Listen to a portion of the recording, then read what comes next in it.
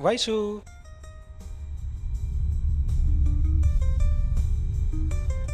చూస్తున్నావు కదమ్మా, చాలా పని ఉండిపోయింది. నాట్ జస్ట్ టుడే, చాలా రోజుల నుండి. కాదు కాదు, మంత్స్ నుండి. నేను పనిలో పడితే అంతే, నీకు తెలుసు కదా వైషు. అది అది ఎక్స్క్యూజ్ కాదని నాకు కూడా తెలుసు, బట్ నాదే తప్పు, క్షమించవే.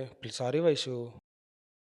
ఎందుకు అది మీ అబ్బాయిలు ప్రపోజ్ చేసే టైంలో చూపించే ఇంట్రెస్ట్ ఎక్కడికి పోతుంది? మీ లవ్ని యాక్సెప్ట్ చేయగానే గ్రాంటెడ్గా తీసేసుకుంటారు. నేను ఇంట్లో వాక్యూమ్ క్లీనర్ లాగా, వాషింగ్ మెషిన్ లాగా అయిపోయాను. నేను ఒక దాన్ని నీ లైఫ్లో ఉన్నానని నీకు గుర్తుందా అసలు? ఎప్పుడు చూడు ఆఫీస్ వర్క్, ప్రాజెక్ట్ వర్క్ ఇవేనా? లాస్ట్గా మనం కూర్చొని మాట్లాడుకుంది ఎప్పుడో గుర్తుందా అసలు నీకు? ఎప్పుడైనా ఆలోచించావా? బాధ వచ్చినా సంతోషం వచ్చినా నీతోనే కదా షేర్ చేసుకోగలను. ఇంకెవరున్నారు నాకు? నేనేదో గొప్పగా ప్రేమించమని చెప్పడం లేదు, నా గురించి కూడా ఆలోచించు అంటున్నా.